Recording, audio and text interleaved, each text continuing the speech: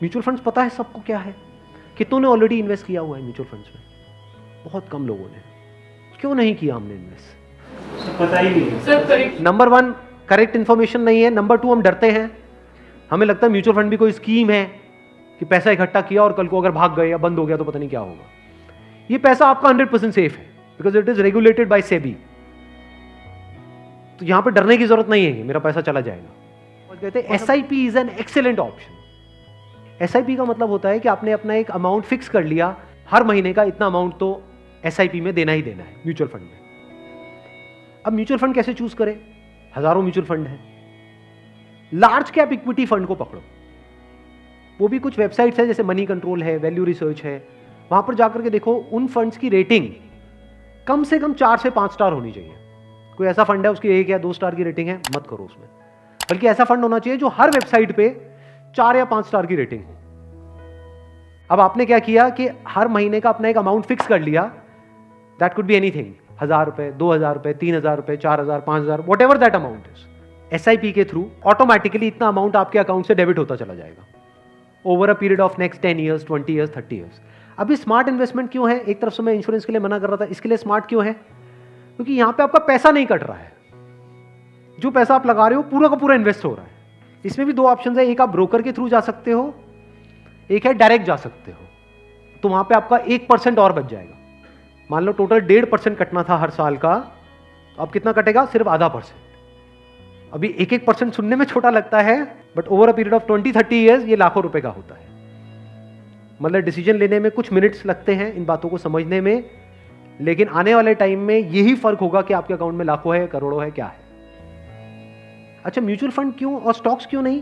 क्योंकि स्टॉक्स में आप 1 या 2 या 4 में इन्वेस्ट कर रहे हो। म्यूचुअल फंड जो है वो डिवाइड कर देते हैं। वो मान लो 50 में उन्होंने इन्वेस्ट कर दिया, तो अब अगर उसमें से एक कंपनी बंद भी हो गई तब भी प्रोपोर्शनेटली जो आपने इन्वेस्टमेंट करी है उसमें उसका परसेंटेज क्या था? मान लो 2%, तो आपको 100 रुपए 98 रह गया, बस इतना ही हुआ। अब मार्केट में सबसे बड़ा डर लोगों को यह होता है जो म्यूचुअल फंड में नहीं इन्वेस्ट करते हैं कि कल को नीचे आ गया तो क्या होगा, क्योंकि नीचे आने की कोई लिमिट नहीं है। एफडी में यह है कि नीचे नहीं आएगा, इंटरेस्ट कम हो सकता है, नीचे नहीं आएगा। तो म्यूचुअल फंड में लोग नीचे आने के नाम से डरते हैं, ऊपर जाने में कोई डर नहीं है। अगर गारंटी मिल जाए कि भैया साल का इतना % तो आना ही आना है और आता ही रहेगा जिंदगी भर, तो कोई डर ही नहीं है, फिर तो सारे लगा देंगे। बट कोई गारंटी नहीं है ना, और नीचे भी जा सकता है। तो अगर कुछ ऐसा हो जाए कि अगर म्यूचुअल फंड नीचे भी जाए तब भी आपका फायदा हो जाए, तो प्रॉब्लम सॉल्व हो गई ना। ये मेरी अपनी स्ट्रैटेजी है, ये कोई किसी बुक में नहीं है या कोई थ्योरी नहीं है, ये मेरी अपनी स्ट्रैटेजी है, वो मैं आप लोगों के साथ में शेयर कर रहा हूँ। आपको क्या करना है? मोटा मोटा स्टॉक मार्केट को ट्रैक करना है। हफ्ते में 1 दिन देख लो कि अभी कितने पे चल रहा है। मान लो एक पीक है, पीक अभी मान लो 40,000 है, अभी मार्केट चल रहा है अराउंड कितना? 37 के अराउंड चल रहा है। तो मेरी स्ट्रैटेजी क्या है? जैसे ही मार्केट 20% से नीचे गिर जाए कि मार्केट की ये पीक है, मान लो 40,000 है, अब मार्केट 30,000 पे आ गया है, तो आपने क्या किया? पहले इन्वेस्ट किया हुआ था एसआईपी में, लार्ज कैप्स में। आप इमीडिएटली जैसे ही मार्केट 30 पे आई आप स्विच कर गए मिड कैप में, not even in small cap, mid cap. अब ऐसा क्यों किया? क्योंकि जब मार्केट 20% टूटेगा, सेंसेक्स का मतलब लार्ज कैप्स जो बड़ी कंपनीज हैं, जब मार्केट 20% टूटेगा यानी बड़ी कंपनीज के जो शेयर्स हैं वो 20% से टूटेंगे, तो जो छोटी कंपनीज हैं उनके शेयर्स 50 से 60%, 70% तक टूट जाएंगे। तो जब वो 60% टूटा तो 100 की चीज आपको कितने में मिल गई? 50 में या 40 में। तो जब मार्केट नीचे भी गया तो आपका फायदा हो रहा है। ये स्ट्रैटेजी समझ आ गई? वापस से जैसे ही मार्केट जो भी लास्ट उसकी पीक थी, मान लो 40,000, उससे 20% ऊपर गया, तो मिड कैप से आप स्विच कर गए वापस से लार्ज कैप में। ये स्ट्रैटेजी जो है ये मैंने सीखी है वॉरेन बफे से। उनका जो बेसिक सा फंडा है, मतलब अगर एक लाइन के अंदर बोला जाए, वो क्या है कि जब मार्केट बहुत ज्यादा ग्रीडी हो तो डरो, और जब मार्केट डरा हुआ है तो ग्रीडी हो जाओ। बेसिक सा फंडा है। मतलब जब सब डरे हुए हैं तो थोड़े से लालची हो जाओ, और जब सब लालची हो रहे हैं, मतलब मार्केट ऊपर भाग रहा है, तो डरने लग जाओ। तो लार्ज कैप में डर कम है, मिड कैप में डर ज्यादा है। तो जैसे ही मार्केट नीचे जाएगा मिड कैप को सब छोड़ देंगे, उस वक्त आप उसको पकड़ लोगे।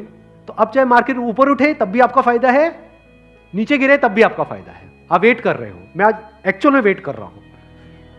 लोग हैं डरते हैं, जो म्यूचुअल फंड में इन्वेस्ट करते हैं, स्टॉक्स में इन्वेस्ट करते हैं, लोग डरते हैं कि मार्केट नीचे ना आ जाए, मार्केट ऊपर। मैं वेट कर रहा हूं, जाए तो सही नीचे, समझ गए? क्योंकि लार्ज कैप टूटेगा 20%, तो मिड कैप टूट जाएगा 60%। तो मेरा 100 रुपए लगा हुआ था तो 80 रह जाएगा, उस 80 को उठा करके मैं मिड कैप में डाल दूंगा, फिर आराम से बैठ जाऊंगा कुछ सालों के लिए।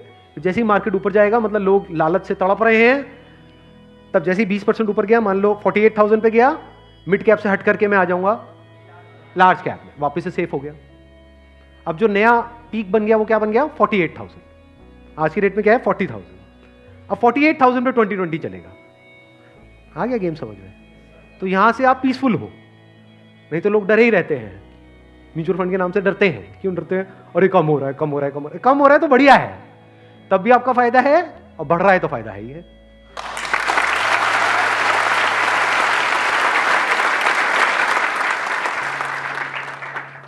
समझ गए? ये बेसिक सा फंडा है, हमेशा याद रखना। मतलब मासिस की जो साइकी है उससे आप कुछ अलग करोगे तभी आपके साथ कुछ अलग होगा, नहीं तो पूरी मार्केट रो रही होगी, आप भी बैठ करके रो रहे होंगे। अरे टूट गया, टूट गया, टूट गया, टूट गया, अरे गिर गया, गिर गया, गिर गया, गिर, मैं बर्बाद हो गया, मैं बर्बाद। बर्बादी में भी आपका जश्न होगा अगर इस तरह से आप समझ पा रहे हो तो। Thank you so much.